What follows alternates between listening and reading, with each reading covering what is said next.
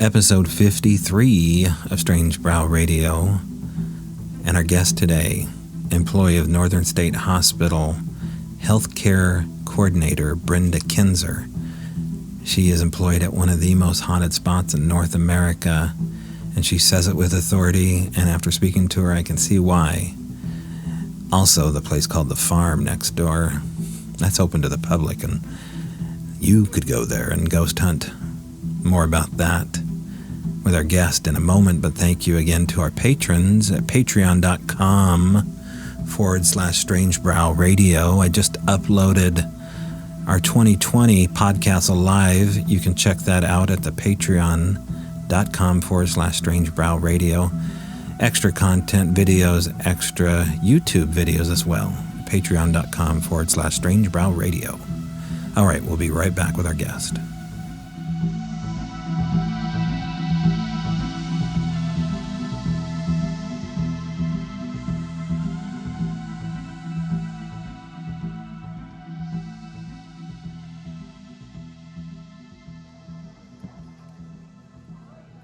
All right, before we get to our guest, I wanted to announce our remote viewing target winner, because there is a winner, and Michelle has announced who that winner is, Michelle being our tasker, Michelle Freed, and she put a task forth. If you go back a couple episodes, you'll see that I did an episode with our remote viewing expert, Michelle Freed, on setting a target.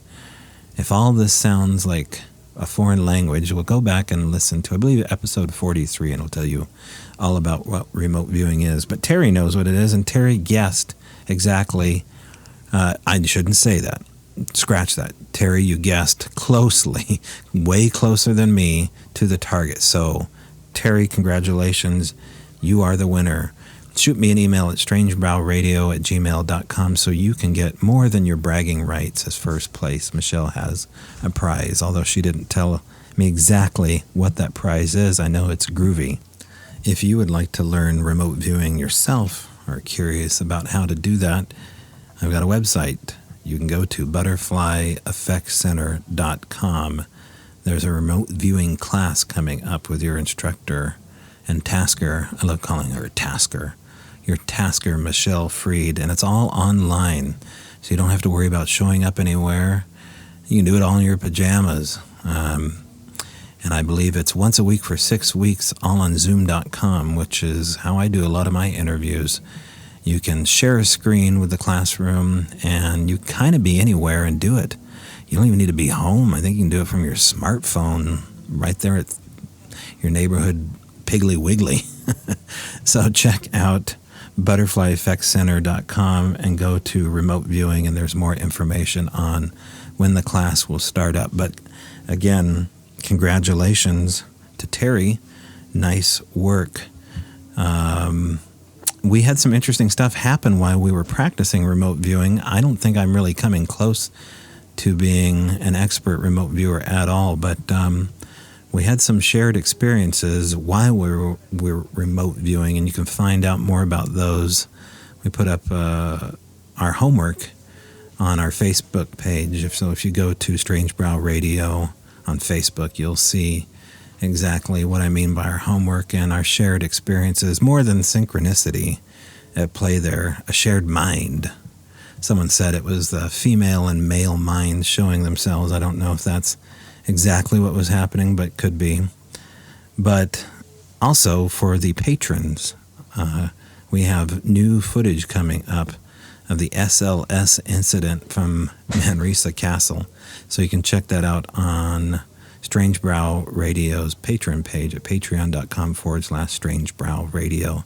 That'll be being posted here in the next week or so. All right, coming up next here was our guest. Again, Brenda Kinzer from Northern State Hospital.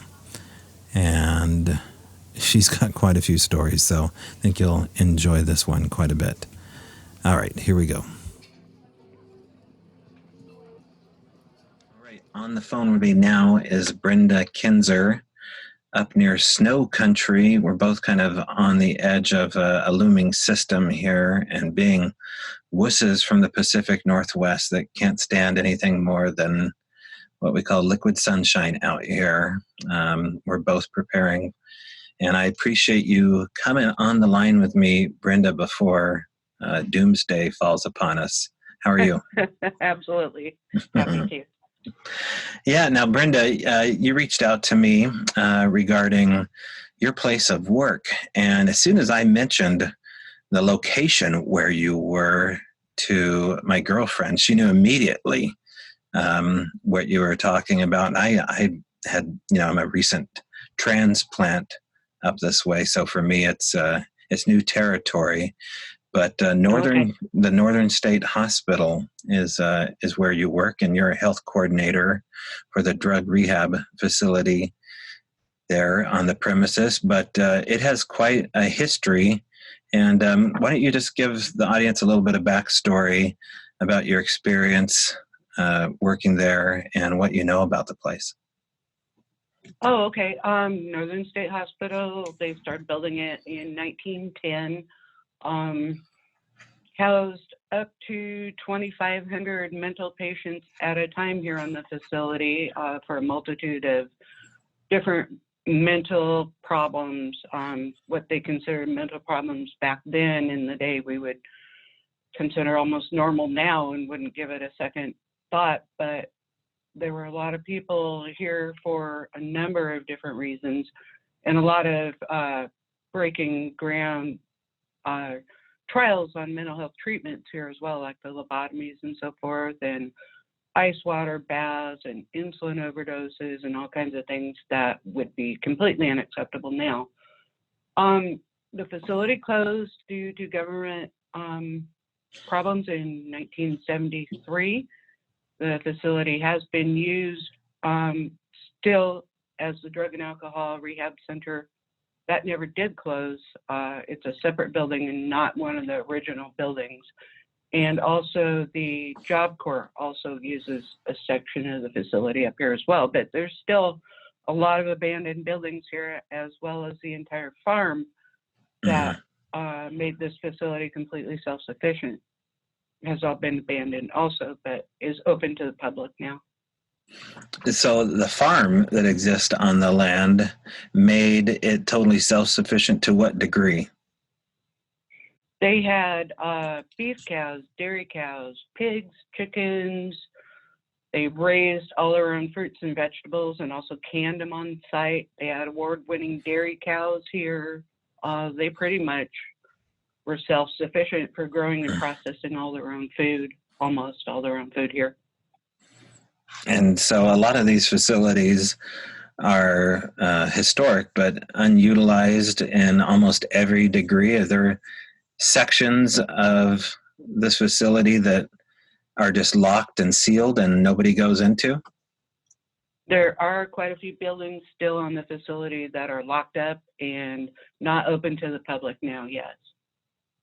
Okay. And some of those are probably due to the fact that it's OSHA standards or safety standards. But since it's an incredibly haunted place, are there areas that are locked up just because of the history of the hauntings?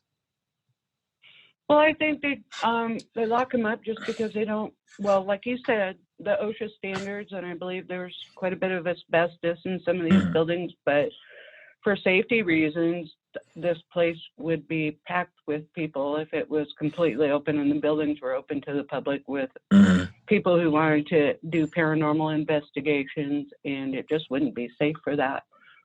Over at the farm that is open to the public, those buildings are not real safe either, but a lot of people do paranormal investigations in those buildings with a lot of success. Okay. Well, let's talk about what success is for a paranormal investigator. Different standards for most, but since it comes down to being one of the most haunted places, not only up that way, but maybe in Washington. I think that was kind of your claim in the beginning. This is one of the most haunted places in Washington. What kind of things are we talking about that make it so haunted? I think almost everybody that comes on the premises, and I speak more of the farm because people don't do a lot of paranormal investigating on the hospital site now just because it's mostly closed to the public. But over at the farm, there's been all kinds of evidence recorded throughout with different types of equipment that people use in paranormal investigating. Pictures, EVPs, K2s lighting up, connects showing figures in the area, Phasma. We get quite a few different regular spirits come through on the Phasma. Just a multitude of evidence coming through. Now, what is a Phasma? I don't think I've heard of that one. Okay, it's an app that you have to run on Windows, and you can actually get spirits going through the word database in that program, and they'll come through and just basically just talk. Okay, and then you said also the Connect, which is that the SLS camera? Yes. Okay, and you've had a chance to, have you held an SLS and pointed it towards suspicious activity, or do you mainly hear about this stuff? I've not personally used one, but I have been on the site with people who have been using them, so I've seen the results. Would you call yourself a paranormal investigator? I would, yeah. Okay. I've been doing it for about 4 years now. I've kind of strayed away from it a little bit lately. I'm headed more towards looking for Bigfoot now, but yeah, I've spent a lot of time out here investigating. Okay. Well, let's since we're on the subject, is there any cross-pollination? Are you close enough to the woods where you would have Sasquatch activity or any reports out by the actual hospital? There aren't any that I'm aware of, nothing I've heard of. I think they're more in the deeper areas of the Cascades. We're just in the foothills here, on the very edge of the foothills. And I haven't really heard of any evidence really close by here. So, right, you're north of Mount Vernon, Washington, correct? Yeah, a little bit northeast, about 8 miles northeast of Mount Vernon. Okay, and then you're south of Mount Baker. Is that correct? Yes. Okay. It'd be southwest Okay. of Mount Baker. Yeah. Well, you're in a good area for walking or driving just a few feet away or a few miles away from Sasquatch areas for sure. Oh, definitely. But we'll hit upon what's going on with the spirits and ghost here first. So you consider yourself a paranormal investigator, kind of leaning towards a different direction, a more familiar direction for me, for sure. But you've had a chance to look into this phenomena with a group of individuals. Do you belong to a team up that way, or have you gone rogue? Yeah, I've investigated with a few different teams out of Bellingham, some of whom are no longer active as teams. Oh, another group out of Concrete, Washington as well. But yeah, I don't typically go out investigating by myself. It's usually with another group. Okay. And how often at the hospital does it find itself being investigated? Is it a weekly, a monthly thing? Do you have to book way in advance, or how popular is this place? I would say over at the farm, there's people over there investigating every day. It's open to the public. It's part of our county park system now at the farm side. So my guess would be people are out there investigating every day. It's become very popular, or at least on the weekends anyway. And the farm side, first of all, the name The Farm, I mean, knowing some of the other names that insane asylums have been called, including the Funny Farm, is there any link between the fact that these were sustainable places set apart from society? Is that kind of where a little bit of this came from? I'm just trying to look back at the history of the name. It could very well be. That's highly likely. Yeah, that makes sense. Okay. And so what do you think it is about the farm that makes it so active, or do you just think it's because of the access?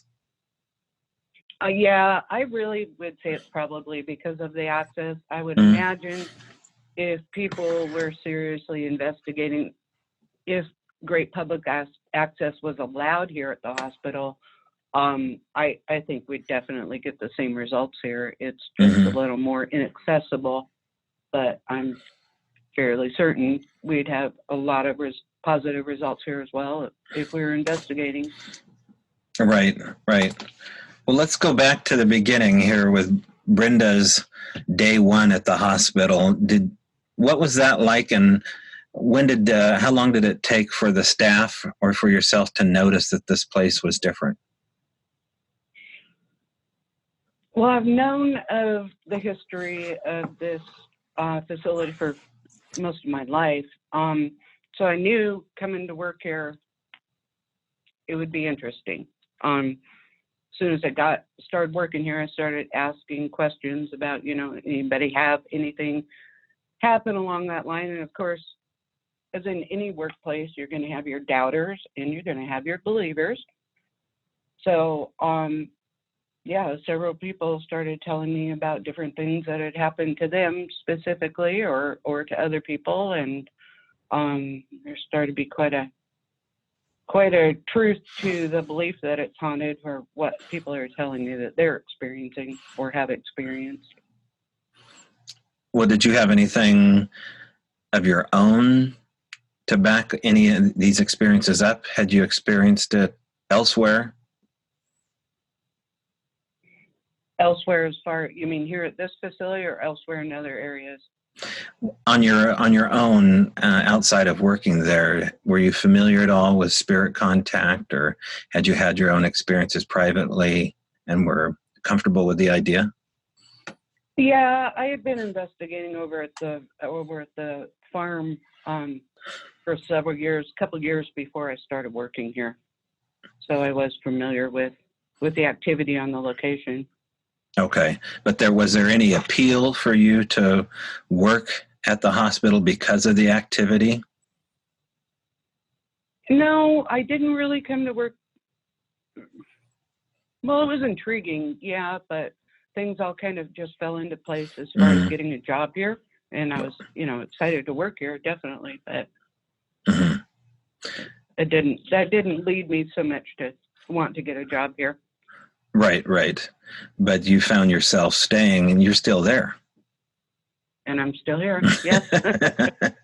And yeah, you might even be going in tomorrow, weather permitting. Do you have just a regular 9 to 5 shift Monday through Friday, or do you have irregular night shifts? No night shifts anymore unless we need to stay a little late. Typically 6 o'clock is the latest I'd stay at this point. Okay.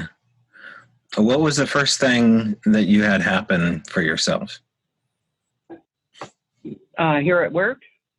Right. I was sitting in an office over on the admissions side of the building, and we have a basement underneath. And I heard a sound that sounded like a bowling ball drop. It was just like a big boom, like a bowling ball hitting a cement floor. And then heard as if it was actually rolling down the hallway underneath. I mean, it literally sounded like a bowling ball drop and then roll down the hall. I thought, well, that's really strange. And then I started asking questions and found out there'd been a lot of activity over in that area. Well, and now is that a similar, do people hear that sound? Was that something new when you described it to people, or had people reported that exact sound before? People have heard a bang underneath, but they'd never heard I haven't talked to anybody that heard the rolling sound before. Yeah, that's really interesting to me, and I didn't expect you to say that. One of the sounds that we had captured for the Al Moon Lab was this rolling, almost sounded like rock on rock rolling and opening. I even described it as maybe sliding a little bit, but definitely a heavy object rolling or pushing on another heavy object. So you're the first person that has described something like that. That's really interesting. Oh, wow. Yeah. Well, yeah. Maybe I could, if we have a chance here, I could actually upload that sound down the road, and we could maybe have you listen to it, see if it's a match. Oh, yeah. Yeah. That'd Now, be how, how, interesting. yeah, how close was that sound from you? It felt like it was almost right underneath me. Uh-huh. Maybe just a few feet away. Interesting. And Okay. as the rolling noise went on, it got, quieter and quieter, as if it was going more distant. Uh-huh. Now, after the sound happened, was there anything else that happened immediately after that seemed related, or was it just that sound? It was just that sound. Mm-hmm. I sat and listened for a little while to see if I would hear anything else, but I didn't hear anything else at that time, no. Okay. And at that point, you're just starting out there. You're just getting to meet the staff. How long after you actually started working there did you hear that sound? It was probably, I was still working evening shift at that time, so it was probably only a couple months after I'd started working here. And did you play it off at all as being explainable, or did you automatically clue in? Well, I tried to come up with a reasonable explanation for it, like Mm-hmm. we always want to do, but there was just nothing reasonable at all because it was evening time and there should not have been any humans in the basement at that point. So, Right, or really, any good bowlers either. right? No, I don't think Right. so. Not that. All right. Well, how big a facility are we talking about, Brenda? Are we talking about how many? Do you know how many square feet or acres or? I have no idea. Okay, Probably. Well, we're 3 stories high plus a basement. This building was built in 1961. I would guess. No, I don't even want to venture a guess because I would be wrong. At least 10,000 square feet on each floor, though. At least. Right, and separated by 3 floors, you said, and then probably lots of wings that are separated by locked doors and things of that nature. Yes. Okay. And so what areas in the hospital itself are the most popular for activity? And were you ever told not to go to certain places because of the kind of activity that would happen there? Well, we're not allowed to go into the old building, the original administration building that is attached to us. It's not a part of our facility. It is connected, but nobody is allowed to go over there. At this point, the Port of Skagit purchased the entire property, and they still are saying maybe eventually some of the buildings will be open to the public, but right now all of the ones that are not in use are completely off limits. So we're definitely not allowed to go over there. But anywhere here in our facility, there's not been anywhere that nobody said not to go. Oh, so you never got a tap on the shoulder from a charge nurse saying, "Hey, Brenda, whatever you do, don't go to the lunchroom after 9:00 at night." It turns into nothing like that ever happened where you were kind of caught up on a certain place in the hospital. I would say the admissions area, maybe a lot of people have said it's a little different at night. People have seen things and heard things over there. They haven't said don't go because of what's going on over there, but that would probably be the most common place to see or hear things. Now, you said you worked the night shift as well. Previously, yes. Right. Did that amp up activity at all when the sun went down, or was it just as active in the daytime? Or is it? I did hear, or I have heard several times men's voices over there at night when there's nobody in that area. But it could be happening during the day also. We're just not quite as tuned in because there's more human activity going on, and so we just may not catch that other stuff is going on also. Okay. So most of your experiences, they happen regularly when you go into work, and what kind of experiences are those that typically happen? Because now you're at a place where you're seemingly way more comfortable than the average person would be. And are there individuals that roam the hallways that you deal with on a daily basis?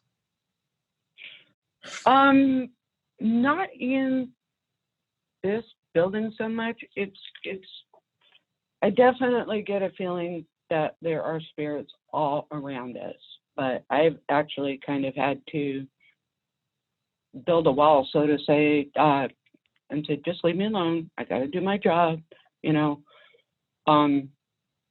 they're here. Their presence is very apparent to me, of literally, I don't want to go overboard and say hundreds, but that's how I feel. I feel there's just literally hundreds of spirits here. So I don't have as much happen to me other than just the sense that they're everywhere. They're everywhere in this building. So are you getting touched? I have been, yeah. Yeah, had my hair pulled, tapped on the shoulder. Mm-hmm. Is there any rhyme or reason for why that occurs and sometimes it doesn't? I would say that the spirits are just trying to get our attention. Whatever the reason for them still being here, I feel like they're lonely. I feel like they just want some reassurance, and so they'll try to get our attention and say, "Hey, I'm still here. I'm still here." Yeah. What about children? Are they were children ever admitted in there? Did they have a nursery award for under 18? There were children here. I don't know the percentage. I don't think they were put in a separate ward. There's really awful stories about some things that happened to children here. But I don't think the percentage was very high. I don't think there were very many children here, but we've definitely had contact with a young girl over at the farm on a pretty regular basis.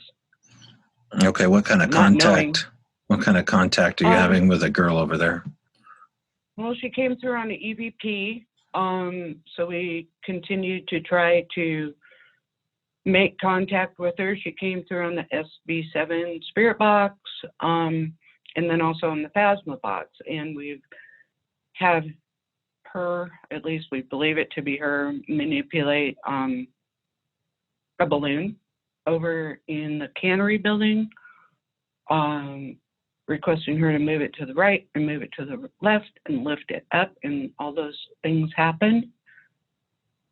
So whether or not that was truly her, we believe it to be her.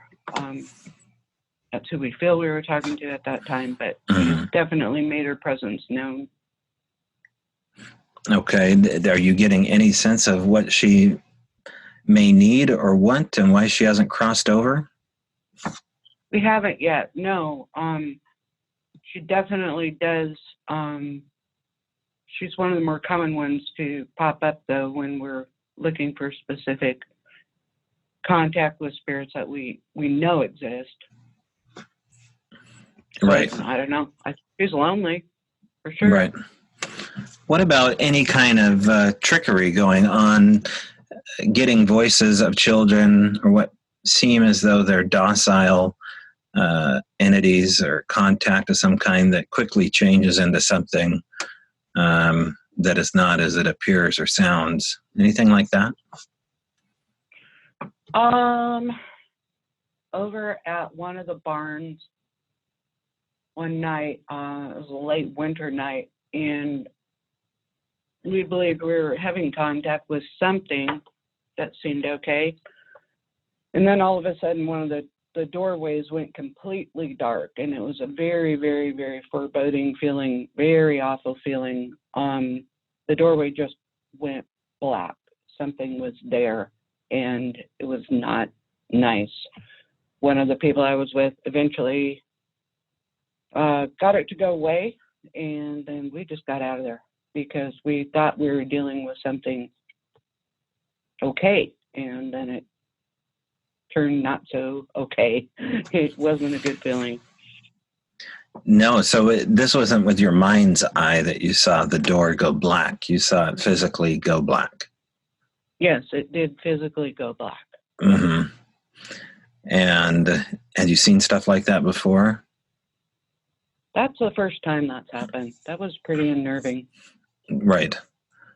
Nothing like this has ever followed you home, or do you have, a closed door?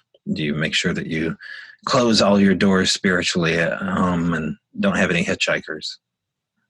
It's been a learning process. I have had spirits come home with me from a different location and had to get some advice on how to keep that from happening again, but it hasn't happened for quite some time. But yeah, it was interesting when it happened to me before. Right. Well, with there's I worked in the healthcare industry as a corpsman in the Navy for 6 years.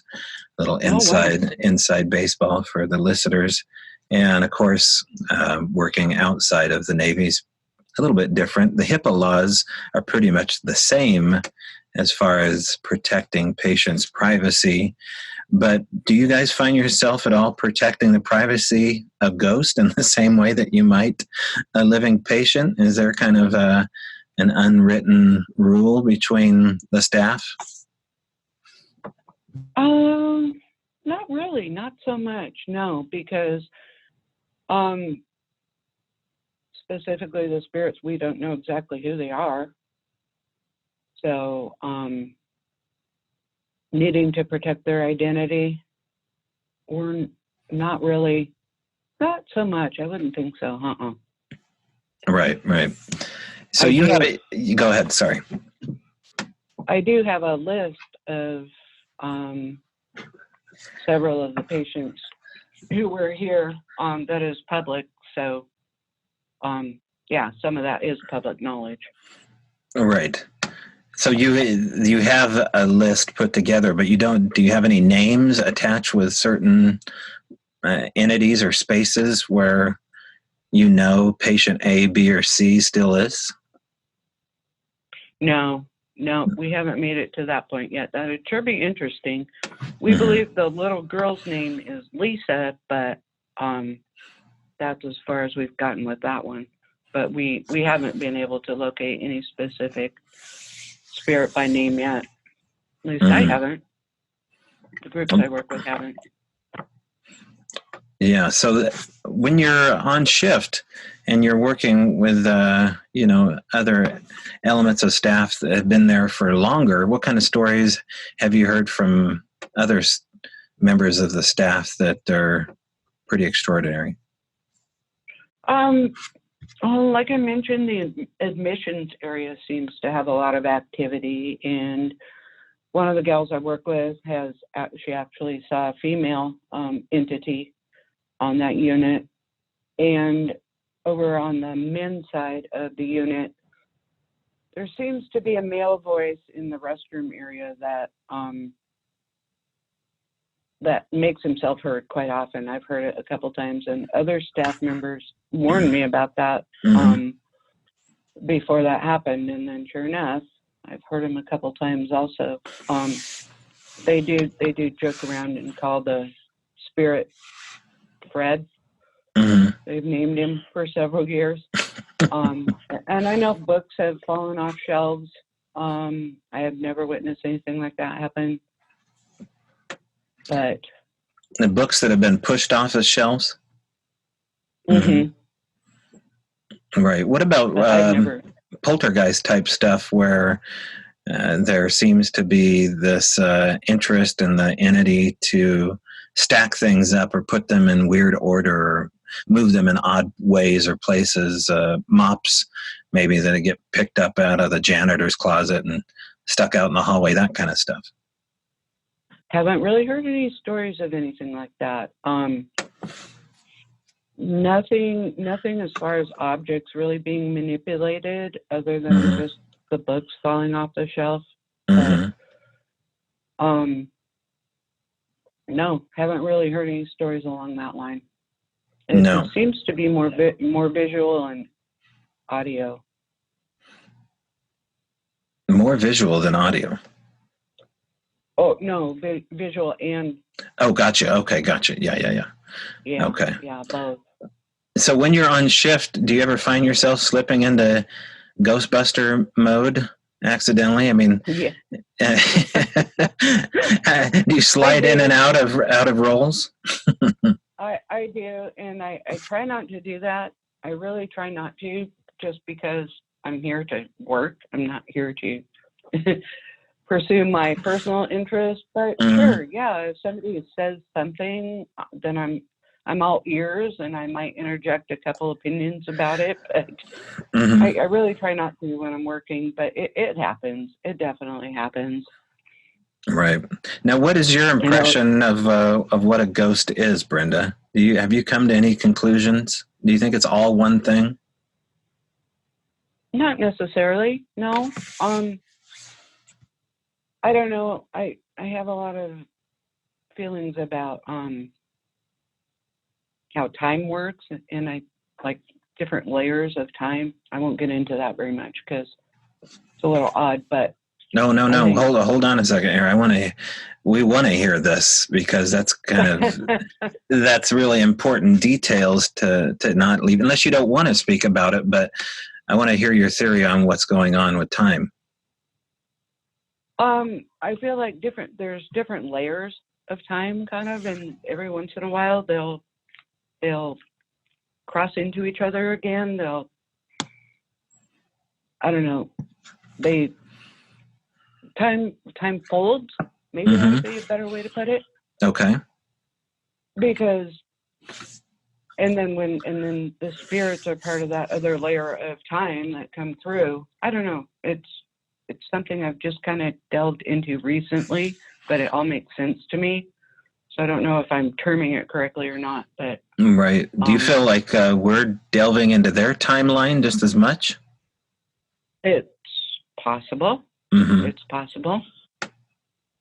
Yeah, you bring up an interesting point, because last week I had a guest on, and we were posing that very question back and forth, whether or not they are experiencing us as ghosts instead of the other way around. Right. And how do we know that things that are happening to us aren't from potentially a future layer of time, which would be the case of us diving into their layer of time from the past? I don't know. Same type of thing. It's all interesting, though. Has there been any personal experiences of yourself or others where they have actually witnessed something like that kind of dictates that theory, i.e. a ghost that looks shocked to see you just as much as you are to see it, as though you've kind of wandered into a time-space conundrum of sorts?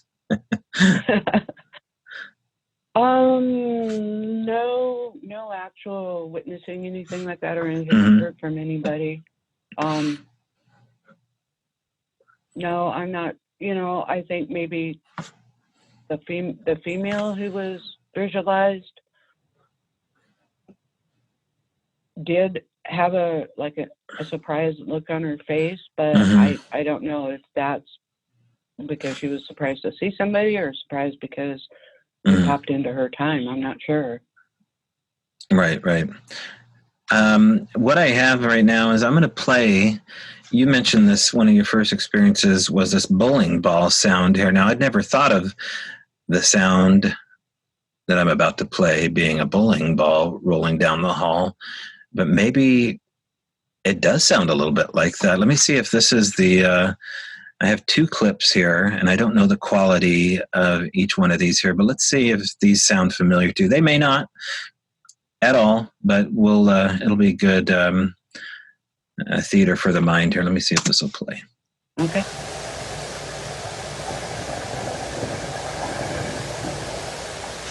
Okay, now let me play that again.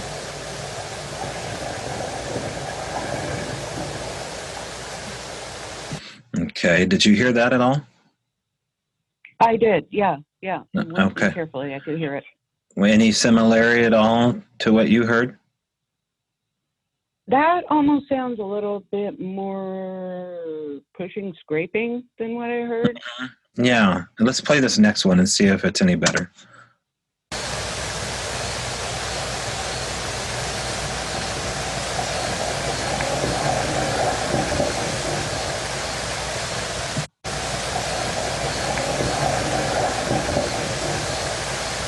One more time.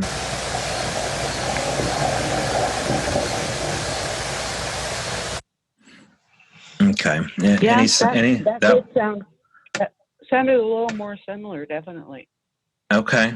Well, you're the first person that said that there was any connection to the supernatural and a sound like that. I mean, some of these sounds are so batty, so goofy, that they don't belong in a ghost conversation at all. And when you try to talk to somebody outside of these paradigms and say, listen, it sounded like a duck getting its neck twisted. That's the only thing I can think of, or whatever the sound is. It's very difficult. I mean, the conversations that we have, the conversations you have nowadays, you must just look at yourself, like I do and go, what the hell am I talking about right now? Yeah, that's very true. Yeah. Very true. You got to have good friends in this field. Do you have good friends that go out with you? Do you have family that does this with you? I have good friends that go out with me. I'm trying to talk family into going with me too, but they're kind of on the fence about it. Right, because they're normal.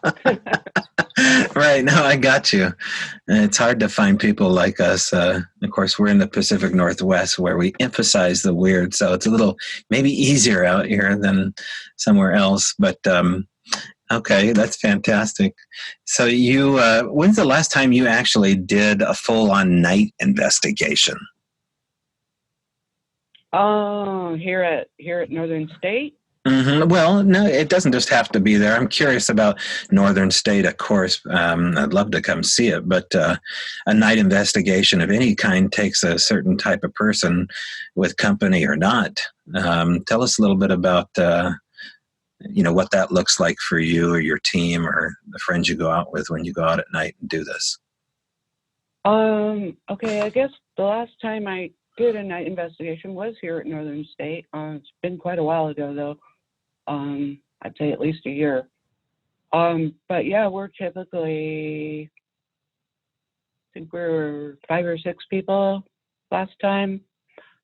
Cold night. Just trudging through the farm with our flashlights and our equipment. We stop at each of the buildings and turn on the equipment, see what we can come up with. Well, yeah, it's dark and it's cold and wide open spaces at that point. Right. So rain or shine kind of deal? Try to stay away from rain because it really, all the dripping and everything really interferes with trying to pick up EVPs and things like that. So, but we've been out here in 10-degree snow. Right. We've done that one. And are you finding any correlation with weather or moon cycles, any kind of scale or operation based upon how much activity is about to happen? Definitely the first few days before a full moon, like 3 days before a full moon, seem to be a lot more active. And weather, I think that one night we went out when it was 10 degrees and snowy, we got a lot of activity that night. It could have been just because the snow helped keep it a lot more quiet. Yeah. Yeah, that is exciting. That's a really good point. It is a magical sound. I don't think you can really reproduce the sound of a space right after a fresh snowfall. And for a Right. place that Yeah. doesn't really, we really don't get a lot of snow out here. It seems lately we do, but it adds a whole different type of perspective. It changes your whole outlook when a Oh, snow definitely. falls. Yeah. Yeah. So I would imagine it might change their outlook too, beyond maybe just the quietness. You think something's happening with their perspective? It may very well. It may very well. I think it allows for maybe more opportunity. Well, at nighttime, of course, awareness really picks up. Your spidey senses really kick in. Mm-hmm. And just with it being more quiet like that, maybe, I don't know, maybe the spirits feel like they can break through and find a way to contact more easily that way. Right. So where else have you looked into the phenomena outside of your own close quarters there? Have you traveled, out of state to look into this phenomena, or how far have you gone? I have not traveled out of state yet. I hope to, but we'll see. I've been over in Port Townsend, a lot of stuff up in Bellingham, a little more local around the Cedar-Woolley area, and down in Stanwood also. Okay. Haven't gone too far away. Haven't gone too far. But now you're eyeing the mountains above the hospital, and something tells me, have you already had a Sasquatch encounter that kind of brought you towards looking into this phenomenon, or what has changed as far as your new hobby into looking at this? Well, I got a recreational place up in the foothills near Baker Lake. And then when I started talking to other people who own up in that area, I found out that that area is an incredible hotspot for evidence. And I've always had an interest in Sasquatch, but never really took it any further than keeping my ear open for stories. So I started doing a little more research on Sasquatch in the area, and found out that it is a really good hotspot up in that area around Baker Lake. And so I started keeping my eyes and ears open. I have not had an encounter yet, but I've had some things happen at my place that really, really make me wonder if they are not right there. And I really have a gut feeling that they are right there. It's kind of a mental thing. Okay, so what are the kind of mental things that are happening that you think are connected? Well, just this feeling that they're trying to say, hey, we're right here. And some of the things that have happened at the cabin physically also really makes me feel that they're there. I actually have what I believe is a face print on my window. It's an oily face print that's got cheeks, nose, and forehead.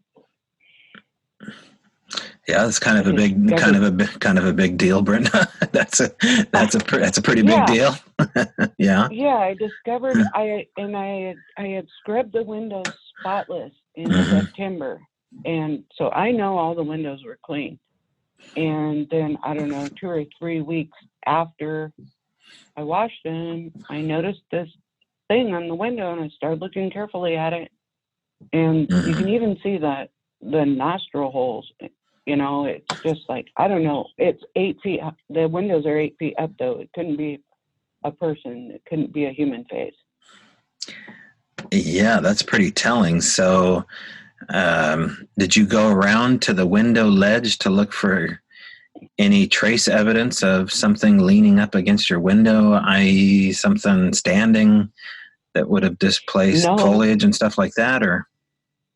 no footprints or anything underneath, but it's pretty hard gravel right there too.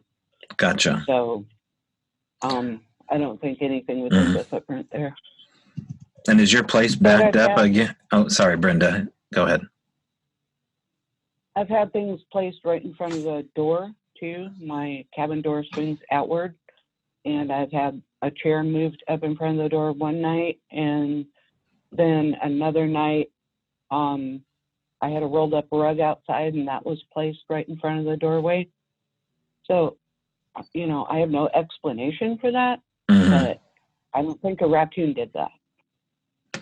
No, are you up against the tree line? Are you near the woods? Yeah, I'm right on the edge. Right on the edge. So what was left in front of your door? You said a gift was left there? Oh, no, a chair. A chair was pushed up against the door. And then the rug, a rolled up rug was placed, that I had outside was placed right in front of the door. Any, any slaps or sounds or anything like that that are unexplained at night at your house? I had a really weird, all I can describe it is a growl that I have on recording. I have it on recording, and I posted it on my Facebook to get people's opinions of what it is, and people say anything from demonic to a cougar to a bear. I have no idea what it is, but it woke me up. I mumbled in my sleep. I don't remember it waking me up, but I mumbled a few strange things in my sleep when right after the sound happened. It was very close, very, very close. But as far as physical sounds like slaps or thumps or and one thing that happened, I was sitting outside and I literally heard footsteps inside. Now, I don't think that's of a Sasquatch nature, but it could be of a spirit nature. Yeah, it's hard to tell sometime. What about lights? Do you ever see lights out near your property? Little twinkly lights or big flashes of light or floating lights or lights in the sky? I have not seen any yet, but I've got a lot of trees, so my visibility of the sky isn't very clear right there. Right.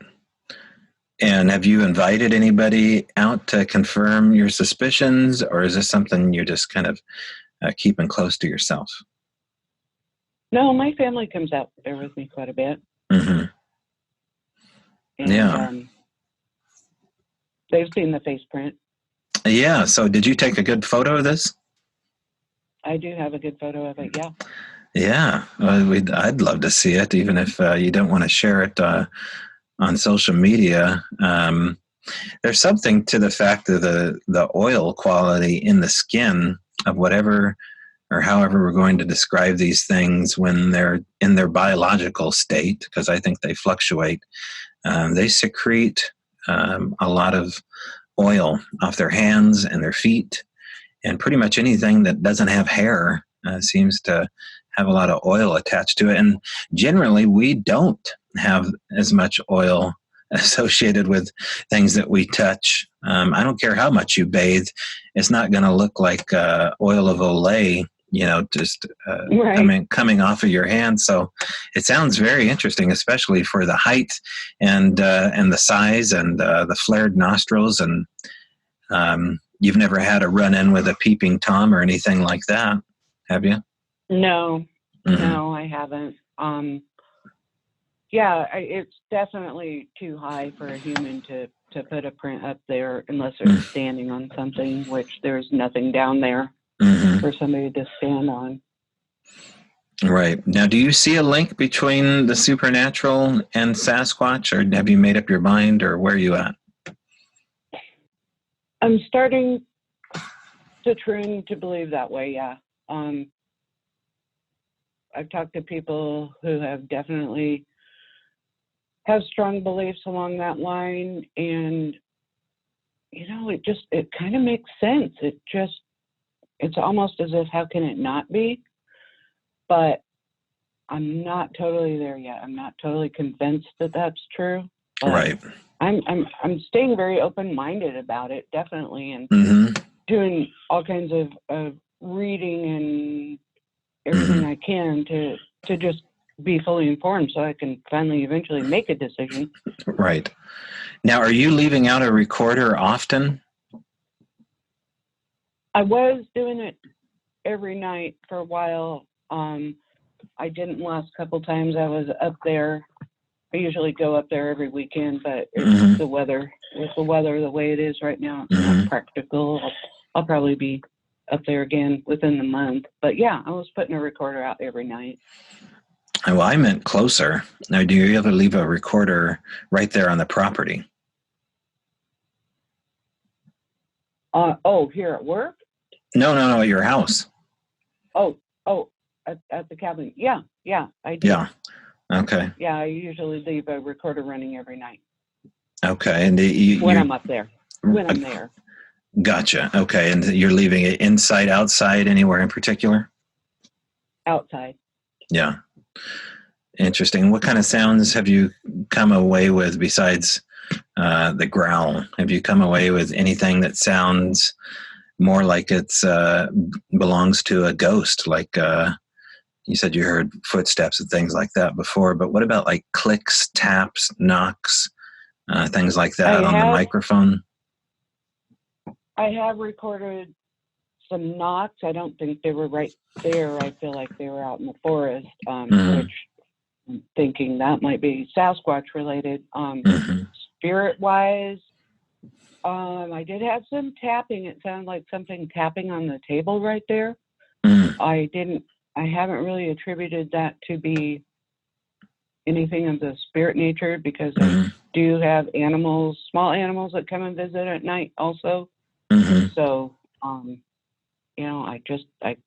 don't know what it was. I don't know. Now, are you gifting them at all? Are you leaving out anything for them at all? Any kind of trinkets or food or? Right now, I've got a doll and some painted rocks sitting out there as a gift. Funny story. I'll tell you a funny story. I did put out some donuts, apples with peanut butter, and peanuts and grapes one night. And I got up the next morning and they were all still there. And I'm like, oh, darn it, nothing came. And then I went out about an hour later again and half of it was gone. And I thought, oh my gosh, something really did come. And so I just sat there for a little while and watched. And then a raven came walking up the road. And he went to a pile of leaves and he started flicking the leaves away, and there was that stash, and he flew away with a powdered donut in his beak. So the raven got my gifts. So I'm thinking about doing something that some other people have suggested, putting out a box with a lid on it, and just going to that box throughout the night and opening the lid and acting interested in it, so that maybe it will, if they're watching, it'll spark their curiosity and they'll come over and open the lid and there will be a couple apples for them or something. Right. That's fantastic. Yeah, the ravens and the critters around here, especially ones with opposable thumbs, they're pretty ingenious. And I know we've been fooled more than once, but it's always incredible when they decide to move an object to a new location, and it seems almost like it's meant to be found there. That's kind of when we get clued in at our property. But you haven't been gifted a whole lot. It sounds like you haven't had any remarkable stones or items left in curious places or taken out of your house. I did have. I've got a row of rocks along my driveway, and at the very end of the row, closest to the cabin, there was a rock that looked a little bit different than all the rest, and that's why it was at the end. And that rock was moved to right over by my front porch. Oh, that's pretty interesting. It's a interesting. pretty heavy rock. It's a 6 or 7 pound rock that a raccoon didn't move that rock, definitely. So yeah, that I thought was pretty significant, and I took pictures of that and told a few people about it. That was interesting. I almost felt like that was a gift type of thing. Mm-hmm. And what did you do with it? I left it right where they put it. It's still there. Yeah. And how big around is it? Oh gosh, it's probably a 10-inch diameter.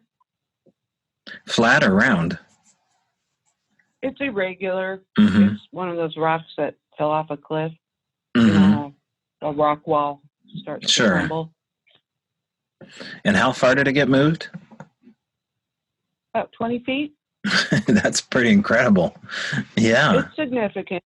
Yeah. It's significant enough that unless it's a human playing a trick on me, why would somebody do that, you know?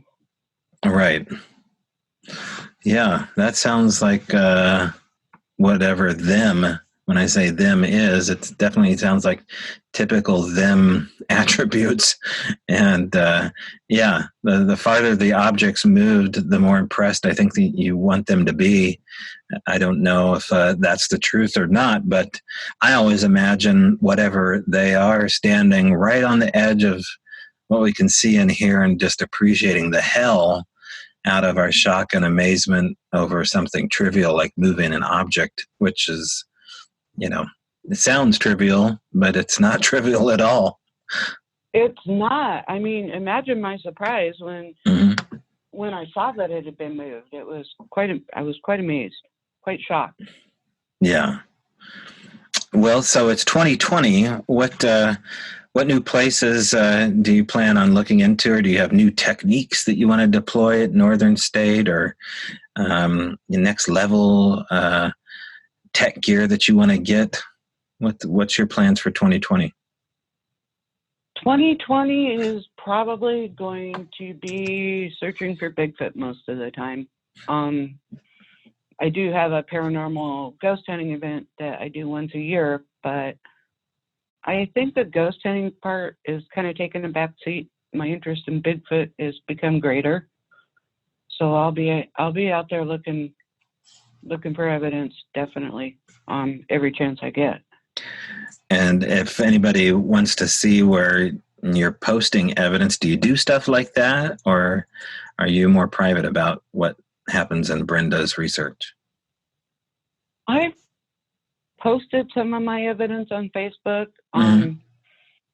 Getting to the point where I'm not really concerned what skeptics say anymore. Because as I get deeper into the Bigfoot community, I realize how much evidence there really is and how many people really do believe in their existence. Right. And so I am posting more evidence all the time. Yeah. Yeah, well, maybe we can get you back on the show and look at where things have progressed this fall. I know we got a little bit of a rough winter still ahead of us, but it is spring right around the corner. At least that's what I keep telling myself.